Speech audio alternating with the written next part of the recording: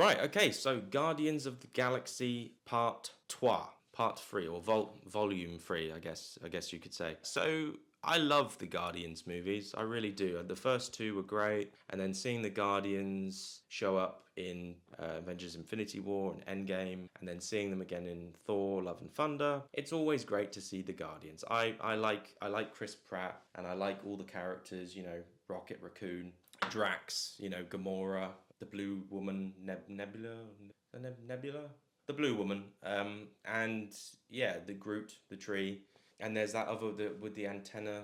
I forget what her name is. She's in the Mission Impossible movies. She was in the last one. She's like French and a bit Chinese. Mantis? Is it Mantis? I think it's Mantis. Yes, I think it is. Yes. Anyway, so I like the Guardians movies. I think they're great. And this one is also, I think, a really, really good movie. But I don't think it's as enjoyable as the first or second movies.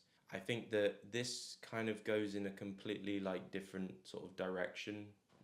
It's a little bit more serious and a little bit more like depressing.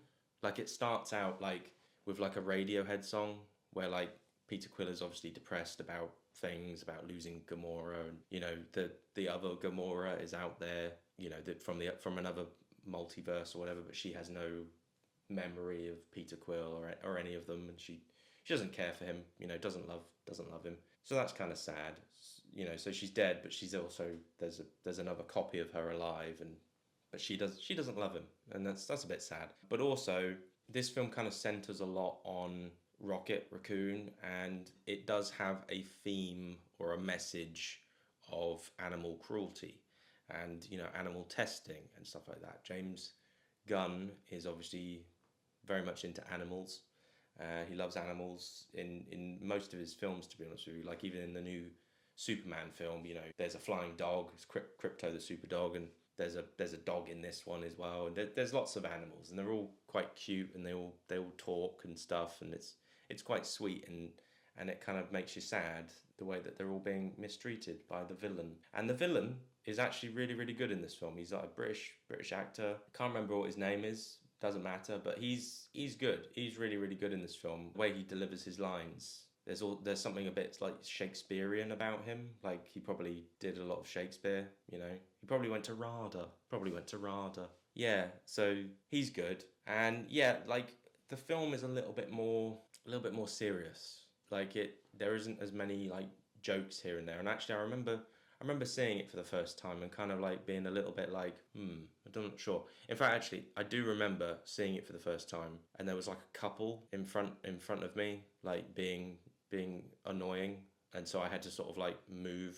I moved to a different chair, like they were in front of me, just canoodling and talking and being annoying and stuff. And so I just thought, I'm gonna move away from that so I can enjoy the film. And I don't know, like it took a while for me to sort of settle into the film. And obviously, yeah, like there was a bit of a break between this film and the last Guardians movie because obviously James Gunn got cancelled. He got cancelled, but then he got hired by Warner Brothers, and then he got rehired by Marvel. So yeah, I don't want to get into that, but like he said some things I think that were a bit inappropriate, but I think they were jokes.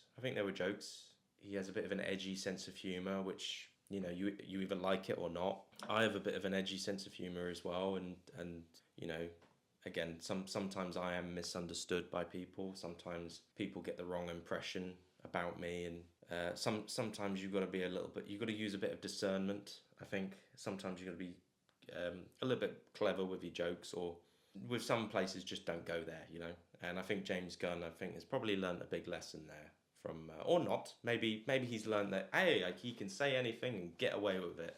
It's all good. Nothing can touch me. So yeah, because he's now the head of the DC universe. So he's doing Superman, and oh yeah, and also Adam Warlock. Adam Warlock is in this film. He's quite funny. Played by Will Poulter, I think. Will Poulter. He's great in the what was it, Black Mirror. He's funny in Black Mirror. Yeah, so Will Poulter's good, and I always like. I remember actually seeing him a long, long time ago when he was in a film called, like, I think it was called Son of Rambo, which didn't have anything to do with Rambo, but it was like a bunch of little kids decide to remake Rambo, like a home movie sort of thing. And it's quite funny. I remember going to see it when I was a little kid, and I remember thinking that kid's gonna go places. And here he is. He's in a Marvel film. He's doing Netflix. He's everywhere. His career's going places, and I'm not. I'm not going anywhere. I'm just reviewing Marvel movies. That's what I'm doing. I'm just talking about Marvel movies. Yeah. It's a tragic old world, isn't it? Anyway, okay, I'm getting a little bit depressed now, thinking about my life and career and where I've ended up. So yeah, I like this film. I think it's good. It's not the best, but it does have a lot of great moments, and it has a bit of an odd ending. Like, I don't really like the way that they ended this. Like, they all go their separate ways, and I don't think that was good. I don't understand why they couldn't just end it with them just sort of like staying together, and then sort of saying, well, there might be another one, there might not be, because I think if they do another one, like Guardians 4, I think it doesn't have to be James Gunn. James Gunn doesn't have to direct it. They can get some other director to do it and refresh it and reboot it and stuff and keep the same cast. So I think it would be cool to see another Guardians movie. Just get a different director, Get, Taika Waititi maybe. I don't know.